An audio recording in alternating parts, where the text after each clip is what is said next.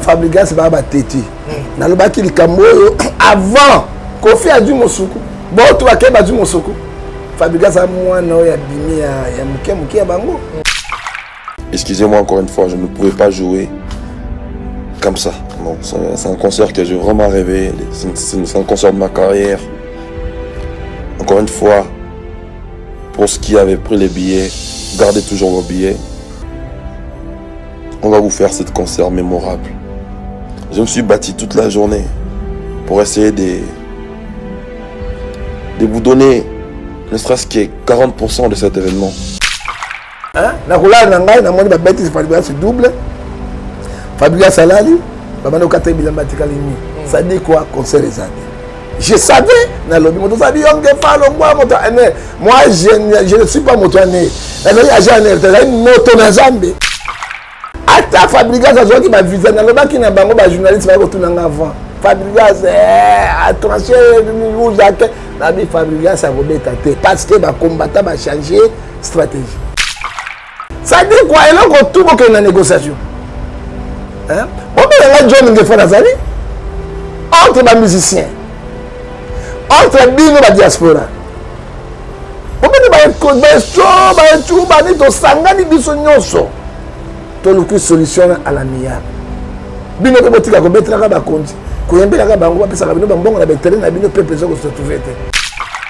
Mais ndenge zabo émission moi remettre la pototé s'il n'y a pas la négociation. Je te dis, dans le bac de la journaliste a vu seul Fabregas a bête pour katamisab. Bon ya lundi, to samedi, ko tunanga likamba Fabregas, pour y baquer dans un instant. Belle. Mais le lotopé ça a fallu pour par raison parce qu'il y a le bac qui peut mettre en poto, il faut contenter aux autres stratégies. Sauf qu'on contenter. Ah, fallait attirer le lundi à pamba. Fallait na stratégie que les gars ko fait le midi. Fallait abimi na kata mitso pas Kofi. Hein, chance là ko pamba ouais et ça les passe par Rwanda ba contacter Mushigabo, secrétaire d'état oya francophonie a contacter Gagami a contacter gouvernement congolais contacter et taille ba mbongo ebe. Secrétaire fallait azaka nango plus que secrétaire à président américain sur la France. Le 13 décembre, le verdict de Kofi Olomide sera prononcé. Est-ce que vous avez un mot à dire? Moi, on a fait pour les Congolais, pour les juges, pour les yé, pour porter plainte. Et si mon ingénieur secrétaire, Kofi a dit qu'il y a un dossier à viol. Parce que les épreuves ne sont pas là. Hein? Mais si il fallait que la drogue. La bateau est en bango. Et puis, la drogue est dans combien? Vie est en moulaï. Il faut nous aller reconnaissant. Na y a encore tombé là, Kofi Olomide, non? Tout ce qui est en Zambie, ça dans la justice.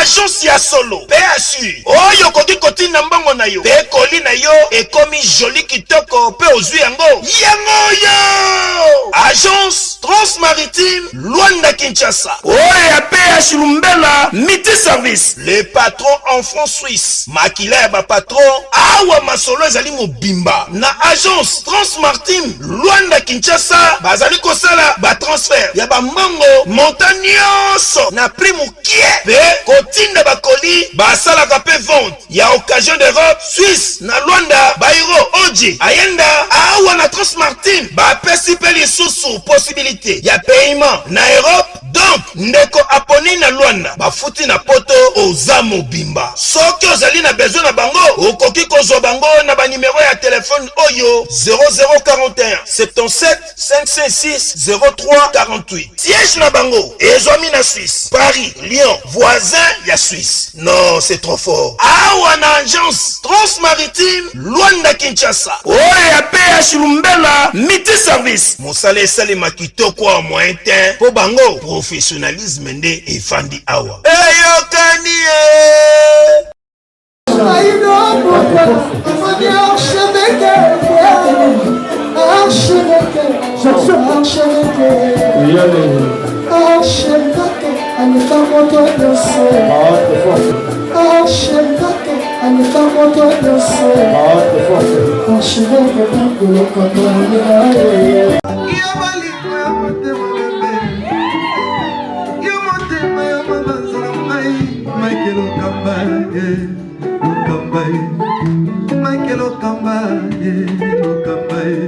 Michael Okamba,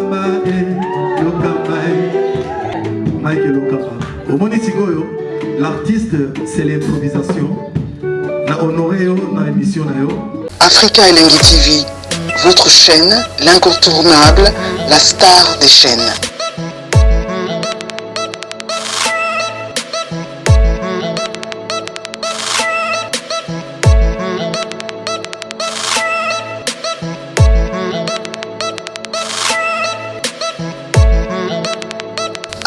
Africa Elengi TV, la magie de l'info.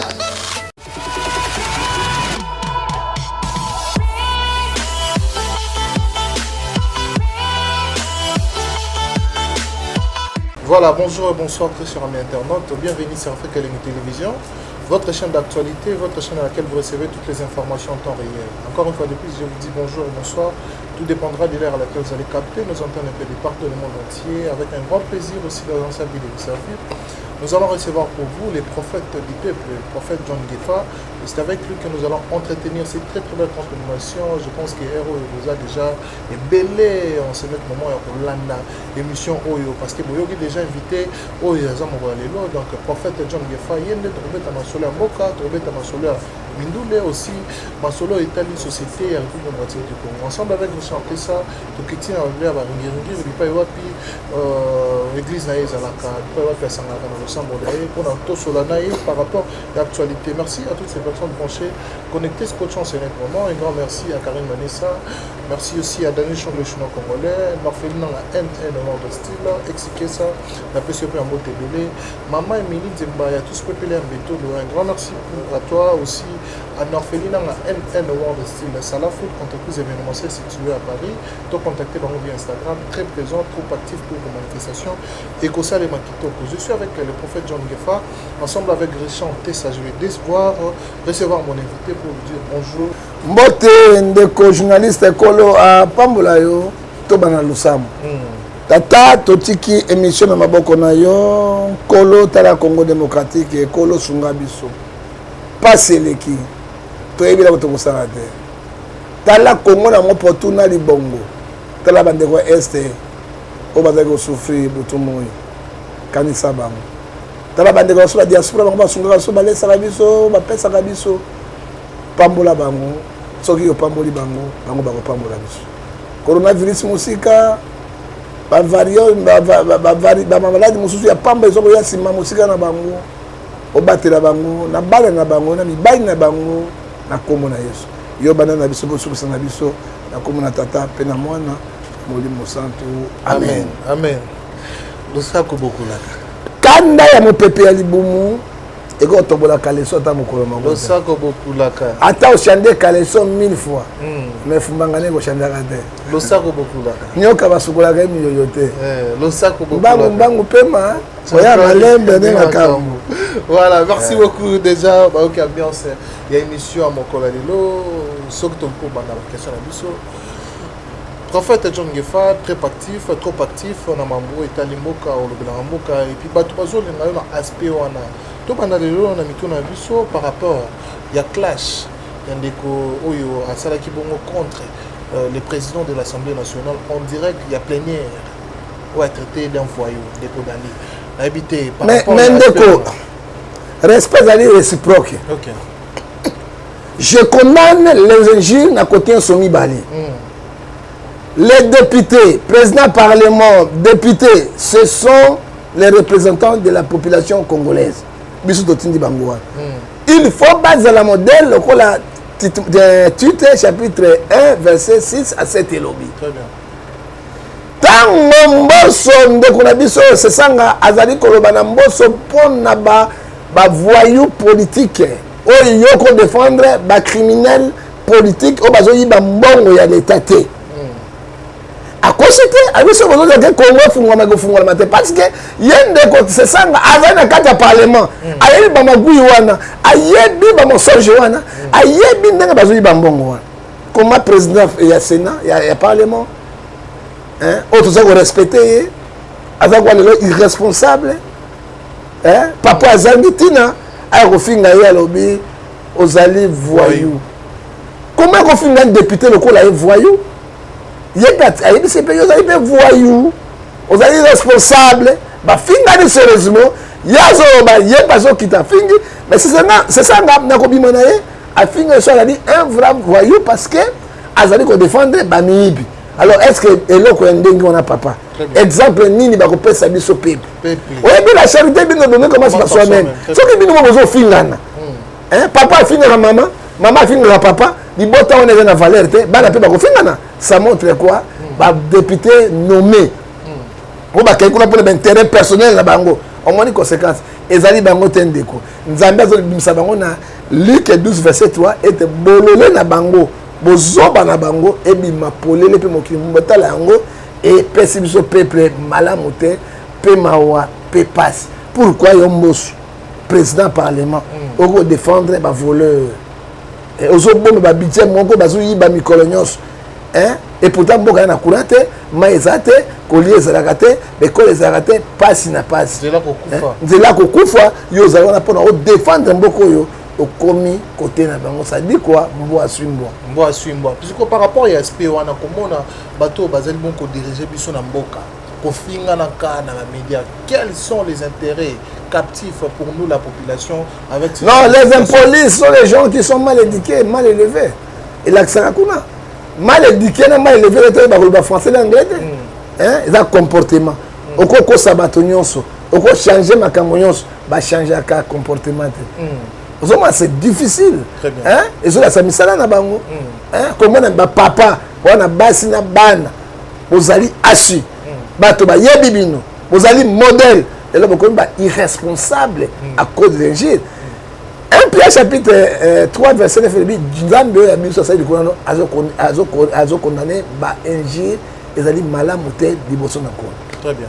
Voilà. Et alors par rapport à propos de Kombo Swaloba qui pour na nous sommes prêts à coopérer avec les diables pour la paix en RDC. Est-ce que le diable est là autour de Banda qui s'abat? Mais non, ce qui Mbosso a je suis contre Mbosso. Parce que la Bible est na kati na mokanda na chaque chapitre 5 à 7 lobby résister au diable, il fuira loin de vous. Il y a 1 Pierre chapitre 5 verset 7. Résister au diable.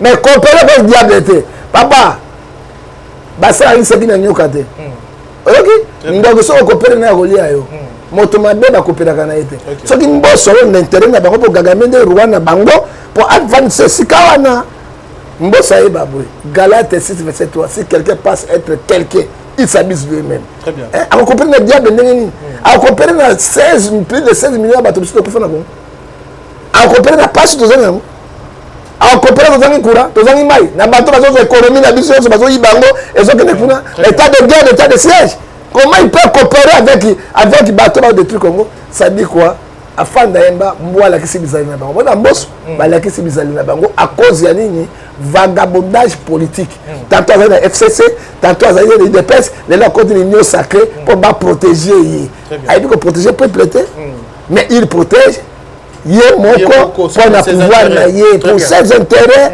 oyo tozoko loba yango c'est trop clair ce sont les gens Philippiens chapitre 2 verset 17 à 19 qui cherchent leur propre intérêt non l'intérêt de la population état d'urgence c'est siège bango ba yaki yango andenge bandeko ko se ba yaki yango Cameroun na Kabila ba beba na kineloko comment ko benga ba Rwanda ba kota awo biso toyebi te lelo ba Burundi bakoti ya Mbosso oyebi yango basiege yango azali étiquette mais akokoloba te parce que nini Kabunda kolongola ye idepesa kolongola ye alors ce sont pas les faux politiciens et Mbosso azali un politicien chevronné il a commencé à travailler avec Maréchal Mobutu il a travaillé avec Kabila le père Kabila le fils lelo comme na Tshisekedi mais comment à cause de la bolungu ne mapolele boye on n'arrive pas à comprendre ba politiciens sont joie bango na Congo bazali ba politicien ya poloso ya ngotobobo ya lifobo otobengi ipeketele otobengi libongo libulia obengi frondondo geste dit même voilà merci Kondo Kolobi boy par rapport à Mamboto Lobi ozo affirmer biso que vous n'êtes pas d'accord ya komona Mbosso a assumé ba responsabilité au nyos tout mokonzambo ka pesi topé et azo memango Mbosso alors c'est le peuple ayoka biso peuple biso yo tini ye bango kuna mais soki na komo ka ba intérêt na bango peuple était a démissionner à longo ba kende bango nyonso Ça ne sert pas. Et alors, par rapport à la nomination des présidents nommés, Nagé Kamine, Mokambi Asika, n'a évité par rapport à la situation en Ogolobani. Ah, ça y est, a nommé Bangoyaso. A nommé Ndeko Kaputo Alphonse, et puis Tamboué Blister, Namouine et Léon. Ba nommé Bangoyan. Nagé Kamine. Non, fille de ba nommé Bango. Non, fille. Non, fille de te ba nommé. Non, non, et comme il y a mon pour moi. 2 poids 2 mesures na soki wana mais tant ozo nommer ba mandataire il faut nommer bango république mobimba papa mbala bo moko comme parti na conclusion ezali mboka ya Toyiboyi et mboka otobengi ya Gondwana parce que ce sont les gens qui cherchent les preuves d'intérêt quand président si ça là une république mobimba par étatique mobimba ba administrateur mobimba ba PDG mobimba ba PCA mala moko une fois pour tout et comme lelo bimi je Kamine oyo boy ça dit quoi Ngotobobo. Et alors par rapport à la situation Oyo, Balamboka Bakoloba, Mobila Lobby, que la lumière soit et la lumière fille en RDC, précisément la capitale, il y a Kinshasa, il y a Tozali, mais Batouba Kolela, il y a tout bon ici la lumière, il y a la lumière dans Mboka, mais salité dans Nzela où on a raté. Bosoto, il tombe pas partout bosoto zali bien que OVD donc on a ngo bazo exercer misala na bango malamu mais nzela eza kaka ya kobeba ndakisa lelo mais nécessairement ndeko excusez Ngobila na force na mo akoka capitale Kinshasa très bien to sengi na ye doléance na ye et que na gouvernement central ba tie maboko parce que Kinshasa donc ba poubelle et comme Kinshasa la belle. Ça c'est la belle comme poubelle et comme parce que ce que le leki bazo comme bakaka na ba nzela minene mais kota na pembe na biso na bakati kuna ba nzela za te eza ba soso li bato zuma et na mokongo na o sali eloko moko te Ngobila ce que moi je peux dire asenga mbongo et pas ya ministre et pas na gouvernement central surtout ministre watali et makambo ya intérieur à kota batie maboko po abongsa Kinshasa soit de recette ya Kinshasa à Kosa le comment pour Kinshasa la République mobile. Voilà, par rapport il y a désignation il y a président et vice-président de la confession religieuse aux actes d'accord nango les bâtis na lobby Kamba Dodo Kamba quand église bon atani balete ozomona bato peut-être bazo sakana bato catholique abengani protestant tango nini penza gouvernement Sénat, Parlement, Bakou et tribunaux, Bakou y a peiné pas de docam. Azo PCT. Ah, t'as ne pas cardinal, Bangognoso. Et le là, Basoro, Balongo, la carte de confession, va se retirer dans protestant. Elle a créé na Isiro, a frappé le gouvernement. Hein? Cardinal a frappé. Hein? Avec le gouvernement irresponsable. Gouvernement, il y a une corruption. Oui, mais tu es batoté. Mais Basura qui n'a pas de lobby. Ça dit quoi? Dodo Kamba est l'autre côté. Dodo Kamba est sa gouvernement. Il a pouvoir de mon côté. Pour y avoir dans l'église, Sangi, ça, Sangi, ça, Bakangé Katinaye, il a dit la Wenge musique. Tonia, quand même, imam, Cheikh. Awa, Tozali na pays laïque. 85% ce sont les chrétiens. Imam a salle loko moko awate parce que bazali un pays islamique. Vous comprenez nango? Ils ont copie na bango pour basi na gouvernement c'est le problème mais il y a pas protestant, il y a pas être catholique, il reste toujours la force. Catholique reste toujours la force. Est-ce que vous êtes d'accord qu'il faut bazongi sa catholique na tête ya ba confession religieuse? Nani alongoli oyo babenga gratuité, c'est catholique. C'est catholique. Parce que la force bras de force du gouvernement. Vous aimez quoi les catholiques à l'ongole pas de bon ça dit quoi? Moto oyo ya mbongo za moninga na yote. Moto na makasi ndé basala ka bras de fer pas au bout commune. Catholique a beaucoup gouvernement mine. Catholique a beaucoup gouvernement mine. Voilà, merci beaucoup, prophète John Gefalelo, Likanisi, le gouverneur de la ville, Jean-Claude Ngobila, pour notre pont, ils en ont bon. Babina Pona, tout le monde a un restaurant, na Pona, tout le monde a moi, Babilo, Malunga, Malam, Bazo Sala, mais Kassi, ma belle bango de qu'on a des questions à yo, bazaraba projet belé, mais réalisation. C'est ça, ok. Ezali malamu, na ba poto ezali bon appel muso africain, na kata po, ba ni ezali ba terrasse c'est bien. Et que ça, les matins, ngai na kondima. Ce qui n'a pas eu na mission, na ngolo la toma. ceux qui ont moni la mise sur la main au Thomas na kondimango. Et alors par rapport au discours au président de la République au Sala les 13 novembre, le 13 décembre au Tozali. Il y a le garant de la nation, Azana Ngatu, Azali emblème de la République, à que 69 et bien, mais après ça va projet moi c'est ça pour que Congolais parce que beaucoup de discours, beaucoup de promesses, réaction en gros égalité, peuple à l'ennemi. À l'ennemi. Moi je compose le président, tu sais ce qu'il dit? Avec Taombo que ça n'a pas coûté là qui en dans 3 ans. Qui ne pourrait rien faire. Parce que Mboke Zaki pendant au fond, ba mi bignon soana, ba grand dinosaure, ba zali a ba bima exilté, ba zo bloquer ka ba finance bi pa yon so pona émerger mais on remet 81 si dia pour nous qui sera contre nous. Atia ka Mboka na Mboka sala lingete IGF. Ezotambola koma parce que donc oyoka ba ko kanga batu ba ko zwa batu ba ko interpeller batu par rapport ya marambo etali bongo moyibi na kati ya entreprise il y a l'état mais kasi batongo bako kanga toko ka koto abimaki neti dakisa likambu ya ministre o auto za la Willy Bakonga ministre sortant to ka bakanga ki mais le toko on dirait Akimi Mboka par rapport ya non ba Willy Bakonga za na France ezali état de droit ngoto ebité état yango ndengeni on ne sait pas parce que c'est un cours de cassation et condamné monte après un cours constitutionnel c'est deuxième grand coup dans Mboka na biso. Comment tribunal la grande instance à Gombe et que libérer moto la décision outil la cour de cassation. Ça dit quoi? Violation, il y a constitution. Non, ce n'est pas la constitution, violation et côté juridique. Vous avez violation. Alors, tous les gens qui ont Likambo et lobby, il y a IGF. IGF, il est simplement un contrôleur. IGF, c'est inspecteur général. Il y a finance. Ils ont contrôlé Mbongo, il y a l'État. Il n'est pas magistrat ni procureur. À cause du rapport, il y a beaucoup de gens qui ont à cause du rapport, à cause de ça, c'est le monde à ceux qui ne peuvent pas. Ils gèrent à condamner la mototé, à poursuivre la mototé, à côté d'une infraction, ils gèrent fait son travail. Mais le cas, Mbongo, il y a une corruption.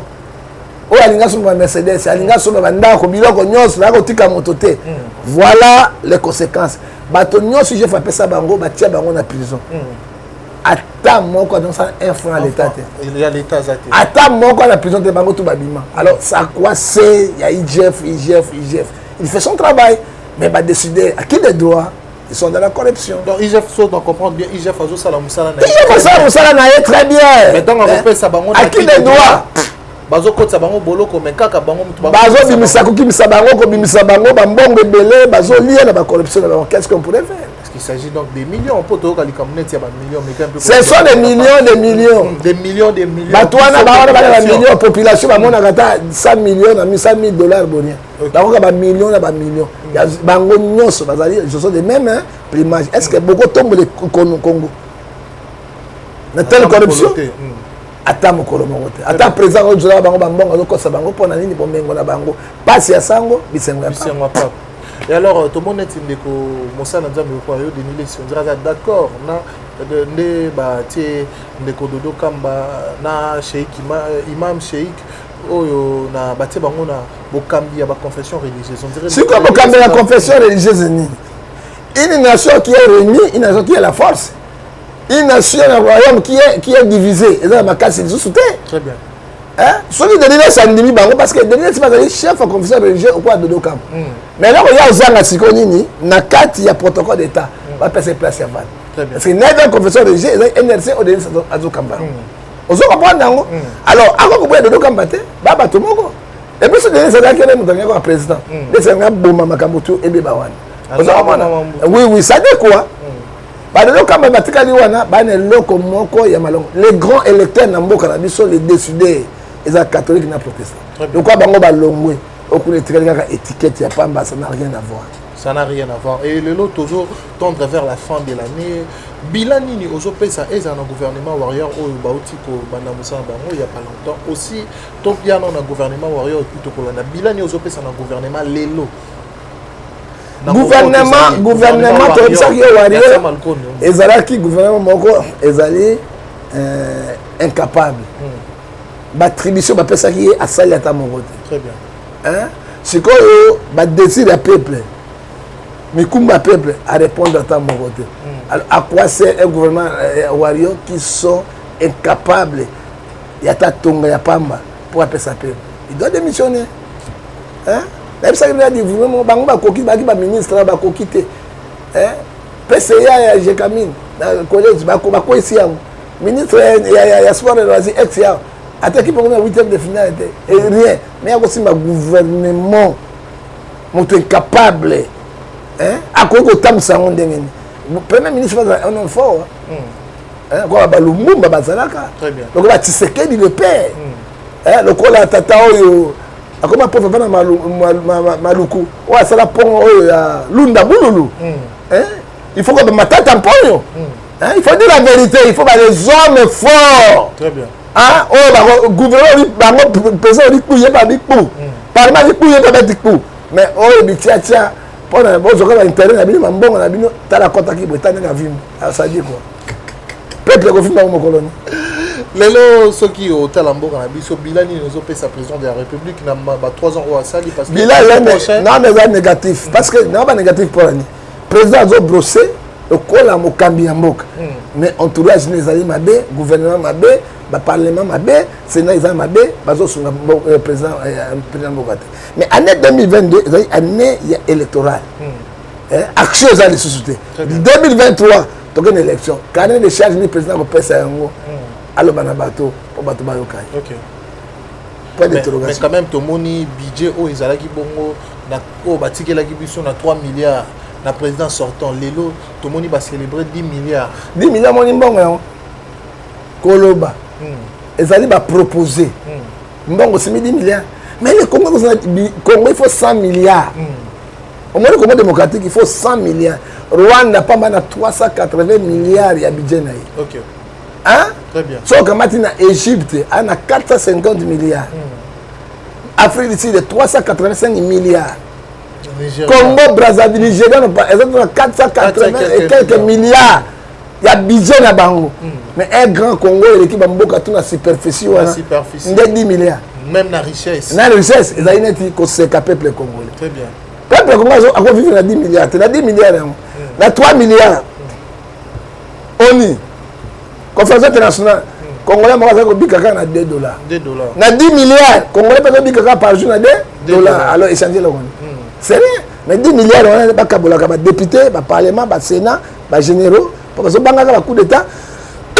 Mais le peuple congolais a un franc dans la quantité. On a 10 milliards. Tant que l'hôpital, on a un épicranie, on a un compte à l'État. Exact.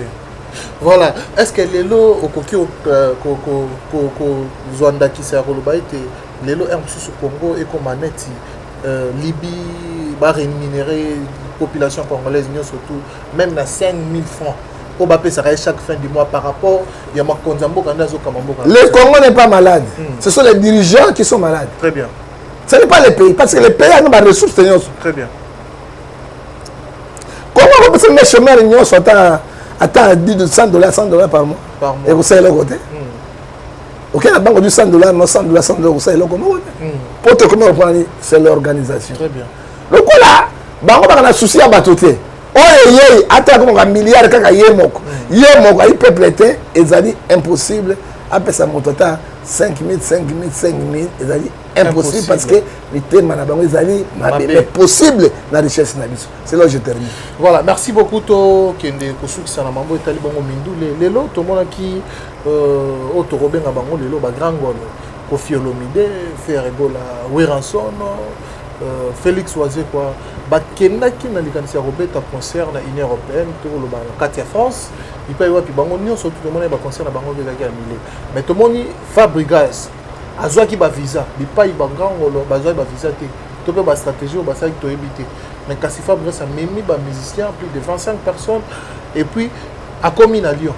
Mais comme tout le monde concert il faut que beta ba combattant ba combattre dans souka concert et beta mité. Parce que par rapport à la situation on a prophète du peuple okolobani ni pona likambo comme de la Fabregas kutala ba risque o azu ya komema votre na poto depuis ba mission so ba kina bango na poto ba kimaka ya memina ba danseuse et tout ça là ba risque wana mamwana ni so toazi okolobani pona Fabregas ba ba teti na lobaki likambo avant Kofi a dû Mosuku bon tu as keba dû Mosuku Fabregas a mwana ya bimi ya muke ya bango hein ata Fabregas a joué qui m'a visé dans le bac qui n'a bango ba journaliste va retourner avant Fabregas a tranché niveau Jacques na bi Fabregas a robeta te parce que ba combattant ba changer stratégie la combattant ba futa qui ba bien na bango non mais bazaka ba kota kaka na sala Fabregas abetika nzembo moko ale ba panzi moto fait service de sécurité française et il faut comprendre yango paraît tika ki liboso ako donc s'aligner tikata de manière ça dit quoi ce sont des combattants qui sont des vainqueurs. Ça dit quoi? Il y a tout pour qu'il y ait une négociation. Hein? On peut aller John Ngefo Nazali entre les musiciens, entre les bino la diaspora. On peut aller une solution à l'amiable. Bino peut dire que mettre la conti, que yembe la bango va passer la bino bambongo la bentele na bino peuple zo se trouver. Massacre pays est kuna est stoppé. Tout le makambo mboka wana to mobete. Mais ndenge zabo émission moi remettre la poto te s'il n'y a pas la négociation. Je te dis dans le bac la journaliste a vu seul Fabregas a bête bokata misabi. Bogoya lundi to samedi ko tunanga likamba Fabregas bogoya baki na zana nsala. Hein? Na kola na ngai na moni ba bête Fabregas double. Fabregas salali babano kata bilamba tikali ni. Ça dit quoi concert ezate. Je savais dans le moto ça dit moi je ne suis pas motoané. Nazali agent nazali moto na Zambie. Oya le baka vérité nazali na pour te peut contre te. Je vois la République du Congo nazali moto ya mboka on a défendre ba valeur ya mboka. Alors toi que na makambo ya musicien na mbangu te parce que simbate. Il faut négociation accord moko to signer. Tout compte là, John Ngefo va moi je ne suis pas musicien, mais culture n'a dit ça. Mais la force aux kende. Moi si bakanga na makasité parce qu'on violer à Bosuayo en libelle. Mais le lotopé ça a fallu pour par raison parce qu'il y a le bas qui peut mettre en poto, il faut contacter aux stratégies. Sauf qu'on contacter wana fallait atika lolendo ya pamba. Fallait na ba stratégie ko leka Koffi Olomide. Les grands stratèges a besoin Koffi Olomide. Fallait abimi na kata mitso pas Koffi. Chancelier Kopambo et ça ne passe pas Rwanda bakotaki Mushigabo secrétaire d'état oya francophonie akotaki Gagami akotaki gouvernement congolais akotaki et taïba mbongo ebe sécurité fallait azaka nango plus que sécurité à président américain sur la France. Ça dit quoi chocolat akotaki atika ba biloko pamba ça n'a rien à voir. Ouais chance zouama ki ngwana mais tango abetaki le tutani France ont fait ah mais voilà qui a gagné. C'est le diaspora. Voilà, parce que par rapport à l'émission, on devrait se faire tout ça là, dernièrement, je dirais hier, la salle qui a battu quelques questions par rapport à Mamouta de bon prochain. Et puis c'est anniversaire les 14. Il fallait notamment le 14 décembre. Mais Koffi a un procès le 13 décembre. On va tout nier à l'oba, topé, même mot de motivation ou d'encouragement pour na. Koffi a un concert. Procès. Ah, procès, le 13, oui. Mais il fallait catégoriquement dire non à quoi le bélo roté. Et puis, en attendant le bamon, pour la bâton, hier le bélara mandae. Mouto à l'obina est bon, les a Koffi Olomide, ou à fouiller la qui est mouté, ma fouille ma colopo, ça est comme ça éclairage. Ndekona bisayo, et le kosobo mba congolais, ils allaient irreconnaissance, ils ont ma casse. Papa a beau tuer même azali handicapé. Maman a beau tuer azali mochoa molumbe azaka maman a beau tuer. Très bien. Ok. Oyebi Matthieu 15 verset 14 soko la papa no mabena maman na yo molile bandi pe o laquelle mabeti na kufa. Très bien. Fali ayeba grâce na Koffi Olomide de lelo fali. OK. Quelle que soit la divergence na bango ya musique azaka père na ye. Tango moninga papa na likambo bino bana fibo bondi na pone likambo le kamala. Et si moninga ko secrétaire. Koffi alobi ba kalima dossier à viol parce que les épreuves ne sont pas là. Très bien. Hein? Mais si on fallait que la drogue, la bateau à tambour en bango. Et puis, la drogue, c'est combien? Vie est amoulaï. Il faut nous aller reconnaissant. Naïa a tombé là, Koffi Olomide, non? Tout le monde a ça dans la justice. Justice en Zambie, ça. C'est fini, ce sont des gens qui ont besoin de moi. tout ça c'est l'orgueil. Hein? 1 Pierre chapitre 5 verset 5, Dieu résiste aux orgueillés. Très bien. Vous avez dit, rapport à mon tout, pour la contre. Là, on a Congo, vous allez dans grand, il n'est pas l'icône, mais légende, c'est Kofi. Tous les gens ne peuvent pas y Bakoufa, c'est Kofi qui reste avec ça. Hein? Vous avez dit, là, on tout, on a l'icône. Quand on parle de falaise, l'icône, faire l'icône, JBP, l'icône, on a l'icône. Mais les légendes, tout le monde a dit Kofi, on a l'idée. Alors, tant qu'on a l'icône, on a procès. Attends, les messages, c'est là, vos familles. Prier tout ça là, tout le monde est négocié. Mais bon, qui va être confié par aux amas condamnés parce qu'il n'y a pas de preuves. Parce que Nangai, n'a pas bon de la peau, n'a pas bon même pas, n'a pas bon de la paix pour la confier. Donc au bon de la peau, n'a pas. Mais oui. Donc comme nous sommes souka, mais par rapport à maman, surtout le bac Kali Azangra, Aza irreconnaissant, na maman, surtout le babon. Tata, on a encore la caméra musicien, tout n'a pas caméra boka, tout Nangai, ma caméra politique. Vous allez quoi faire du peuple? Non, non, quand ma caméra na te mais na signe respect. Vous allez journaliste. Hein? National bina répondre l'autre na allez impoli le coup mbosso. Très bien. Hein? Le coup azo finga si barten na ye. Vous mona ezo kwa mbosso et puis yepe tata na biso yo comme on a député Lola Kisanga. Yepe okoyepe kozongisa chef na oboité. Très bien. Vous mona bino tout ça ba impoli na ba impoli. Ça dit quoi? Mbosso a pété qui sera pété les plans et qui sera a pété les grands plans. Même quoi pétage là pété les plans mutamisa ngona pété les plans isa yo yom to na ngona tout la nina benga gaiso na ngona ngona ba kito lokala la mboto ba poloso mutamisa ngona ça me demande pas nanga doit le temps ba futa ngana de dire ça y ba yo pété les plans na bandi yango président Tshisekedi a pété les bata pété les plans. C'est un peu de ça. Il y a un pétage.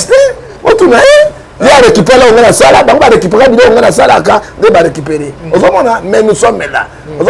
Jamais que le Alexandre a pété grand plan na président Bossouté. Mbotopé a pété les plans. On fait rien. Ce sont les oiseaux des mêmes plumages. Alors le Cameroun n'a qu'au final contenté. Et là on appelle ça Fali conseil à cause de la respect na iné.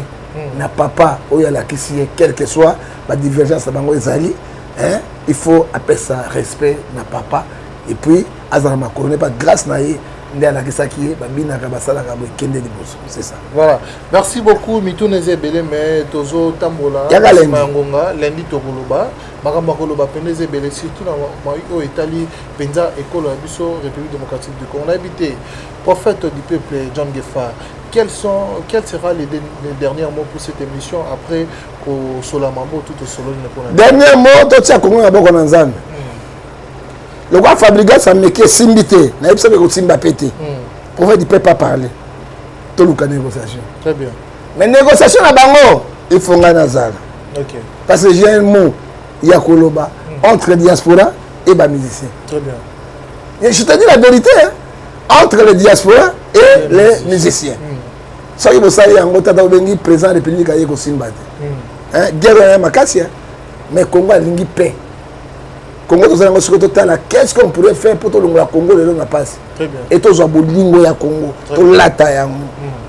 Le Congo a lata yango. Net tout le Congo na passe. Voilà. Tout que la divergence, c'est fallu, tout cela, tout ça. Kofi c'est notre frère. Ce qu'on a dit Camerounais, tout lata yango, la jeune prière. Hein? Parce que sur le alongi. Hein?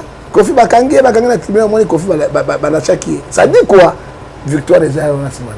Très bien. Hein? Ba to bazo battre ba 6 mois prophétique victoire des Alliés. Pour ba kizo Kofi a ko bima jamais. Faut la détention provisoire. Azela le 13 décembre, azela verdict na et fait ba la chaki Kofi. Ça dit quoi? Ba kutaki des preuves papa bété. Très bien. La cité ce sont des épreuves. Ndenge ba to za le cas ba condamner ma soupe ba condamner Kofi te ba affaire quitter. Hein? Bah, on connaît par exemple par sursis. Nous avons par sursis. Par sursis. Hein? Et si on a condamné, mais par sursis, qui est le victorieux? C'est Kofi Olomide. Voilà, merci beaucoup. Mais moi je dis seulement la vérité. Hein? Je dis la vérité. Moto abeta Kofi Koleka, Nga Yazate. Ça, je te dis la vérité. Mais j'ai compris. Tant que Motalobi, papa, on a un problème, on s'est parlé avec lui. Moi, en tant que pasteur, je ne suis pas musicien, je suis pasteur, je suis prophète. tout le monde de la pona batuma ba sanini ba bon j'ai fait mon travail oti kanga ko tsanga ba polémique na bino je ne suis pas là je reste un Ngefa et je reste toujours Ngefa voilà merci beaucoup to remina suka ba dédicace ezali et là je na pas ka mon kilimo mbote na pesi Kabila mbote na pesi be Gagame mbote na suki wana bo bato ba osa malamu na Congo net ba beda show na longoli Kabila alongoli penda Kabila mbote na longoli pe lisusu na Gagame musika na Congo Gagame na kopesa beda show mbote makasi parce que to bengi un homme de la distinction moto ayebaka pasi ya bato alingaka kokanga motema te quand il voit quelqu'un souffre obenga ye na sunga ye mais il est musulman biso na musulman toza koko moko Abraham toza eloko moko tala musulman oyo aleki ya pasteur ya mitema ya malamu oyo asungaka Apocalypse 14 verset 13 les bonnes œuvres a une récompense yango moi abeda choc ne liboso Nzambe apambola ye apesa ye il est congolais parce que maman na ye azali moluba papa na ye libanais azana 50% c'est notre frère na guerre de poste voilà congolais ma belle Moïse ni azana 0% congolais maman na ye azali ozo seka oya Nzambe la kabisa abeda shuku dans la candidature na parce qu'il est congolais maman na ye azali zambienne et papa Nazali juif Tel Aviv à 0%. Merci. Et puis notre docteur Jeff Jadi Luteta oh mon akete on a bien monté ma Abraham oh amoni ba se ba liboso boya na bango mongo ntaba nzamba pambola docteur Jadi Luteta Jeff Jadi Luteta ko lo bakisero ya mingi abakisero mingi ngai personnellement na ko bondela ka pona yo docteur Jeff Jadi Luteta azali docteur moko distingué parmi les docteurs et puis la rebonda pour Abeda Show to bene papa mapasa ko la pambola voilà merci beaucoup to succès na losako beaucoup là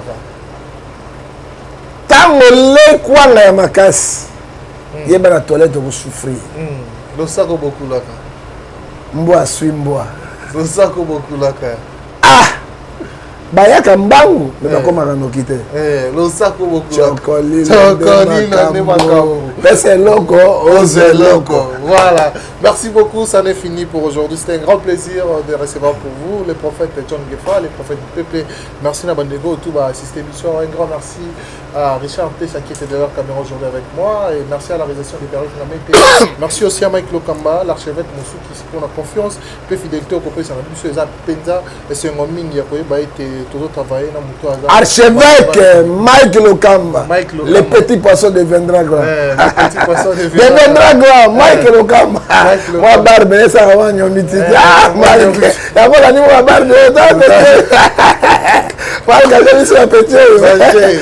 merci beaucoup voilà Toromi Nasuka quant à moi nous nous donnons rendez-vous très prochainement merci à Bakari Manessa et à Bamignon aussi à Exike c'est à Bamignon Vicky c'est à Bamignon et puis bateau tout va soutenir Dani Chondou les Chinois congolais Norfeina NN style Mama Emily Nzemba et tout ce peuple là je vous signale que d'ici là la fin d'année à toujours à Nabino à Dubaï tout botal en direct à Dubaï en tout cas Bobenga benga déjà Mabea Nakata Dubaï wana mer nanga yo ebi Nena Kamaraboza Kitoko Yambanga bien Sanga bien Oscar aussi moi na Mabia na peso ambote belé Herman Ngunda na Katsa Dubaï wana na peso ambote belé les boss Zedia ya Auto Zedia na ebi ki makoleza na Nzila tozo ya Dubaï wana tokomi na suka quant à moi nous nous retrouvons très prochainement bye bye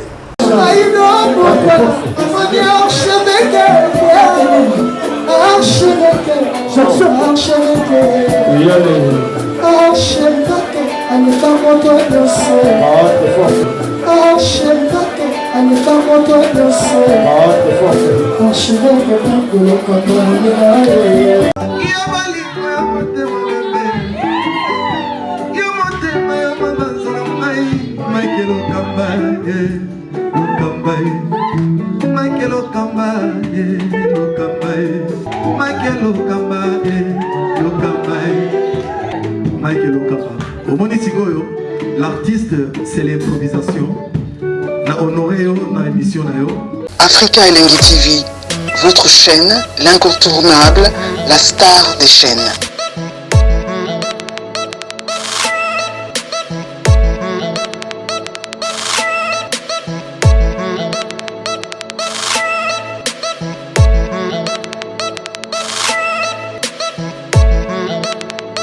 Africa Elengi TV, la magie de l'info.